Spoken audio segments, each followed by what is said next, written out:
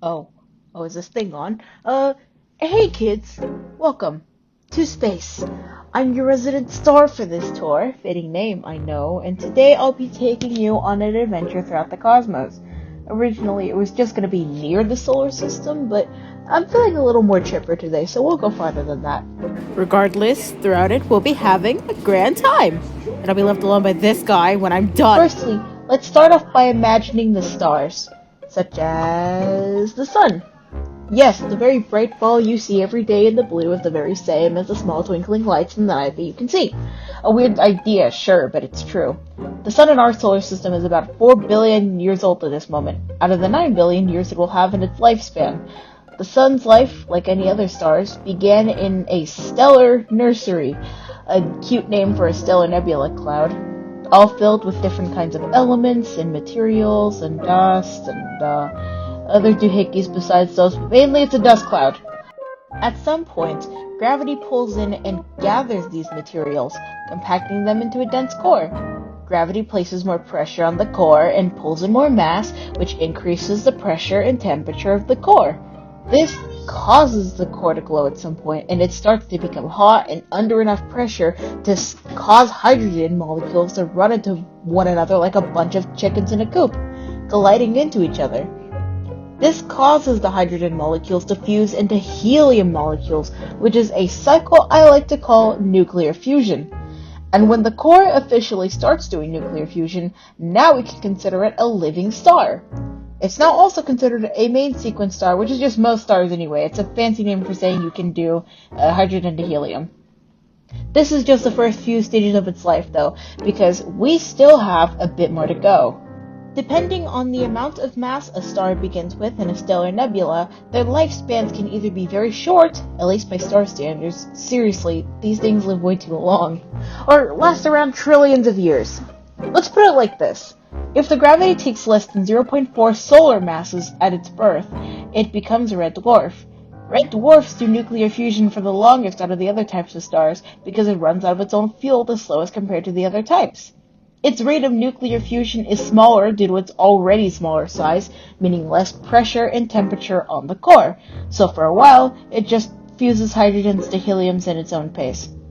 Actually, a quick thing to note here, the amount of hydrogen and helium found in a star actually helps scientists determine a star's age. It depends on how long it's been doing nuclear fusion.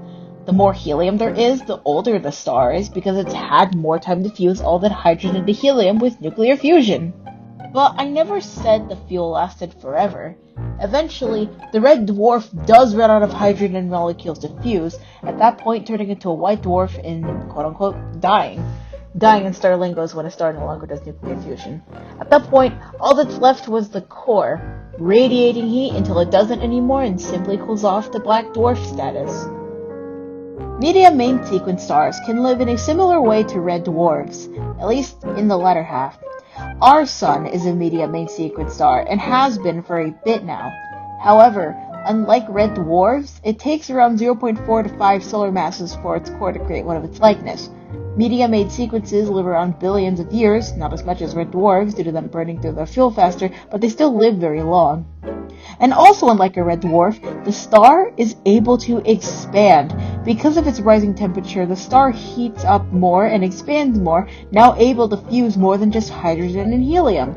Medium main sequence stars are able to fuse their freshly made helium into beryllium, and fuse the beryllium with helium to carbon, turning them into a giant. Unfortunately, it never grows past this point since it never gathered enough solar mass before it turned into a star, so it does something similar to a red dwarf what does when it eventually dies. When it runs out of fuel, the stars that are layers of hydrogen gas peel away like an orange's skin to turn into a planetary nebula. The core, like the inside of an orange, remains floating in space as a white dwarf. Now here's where I think the fun begins. The large stars.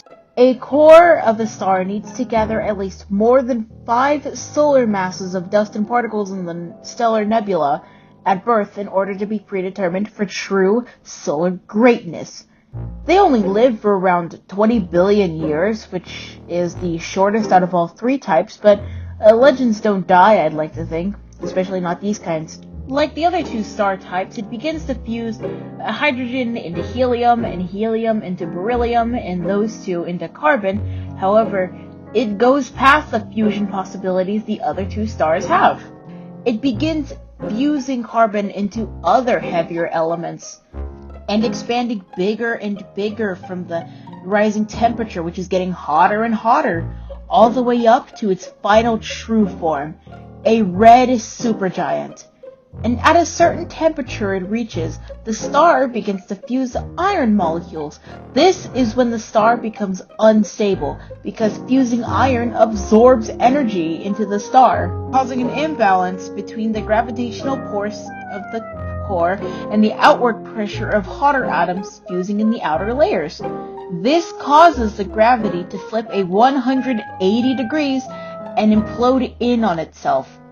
And in the blink of an eye, explosion into what we know as a supernova, a release we know as one of the largest, if not the largest, releases of energy known in the galaxy. This spreads out all kinds of elements we know across the universe, not just hydrogen and helium and carbon and iron and beryllium anymore. Any item we found on the periodic table, if it wasn't man-made, initially came from this explosion. This also includes us, or at least the materials that make us. In the end, we've been made of star material because of the sequence. Our world came from a supernova. At least, speaking in physics, believe what you will. That's just my opinion on what happened. They also have a chance of creating neutron stars or black holes, depending on if a star is able to crush a lot of neutrons into a point or not. And if you can't do that, congratulations, you've become a black hole. If not, you've just remained as a neutron star. In the end, the material released from the supernova spreads out and floats off into the depths of space, forming the basis for all kinds of space objects such as planets, asteroids, asteroid belts, including yet another stellar nebula. And the cycle repeats over and over again. Isn't that a neat thought? We're a part of the stars we see in the sky. But the sun isn't the largest star in space, not by a long shot. It would be most people's first guess, reasonably so, since the sun is about 1.4 million kilometers, or about 865,000 miles. They are partially right, though, because it is the biggest galactic object in our solar system.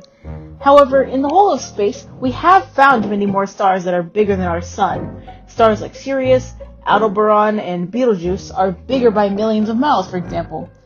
However, one of the biggest stars we've found so far is Goody, a red supergiant. Discovered in 1860 by the Bonn Observatory in Germany and properly recorded by 2012, at least most information, the star Goody is located around 9,500 light years away in the constellation Scutum the Shield. It also has a size that is around 10 times larger and 340,000 miles brighter than our own sun. To put that in an idea, if you were to get on a spaceship and orbit the sun once, it would take you around 14.5 seconds. Orbiting Goody would take around 7 hours. Due to its distance, we haven't fully calculated UI's age yet. However, we were able to assume it is a giant of some sort, most likely a red supergiant, because we found that its helium has been fused into carbon, which, if you remember from a bit ago, was a telltale fusion state of a giant. Ew. That was a long trip to the stars. I hope you get the main gist, though. Space is very big. And if you'd like to think about it, we're siblings of stars. And if you ever feel like you aren't good enough for whatever reason, think of what you've learned today like this. You made the universe, and the universe made you. Wow, that entire thing is finished. It looks like that thing is also gone from before. Wait. Hello? Wait. Ah!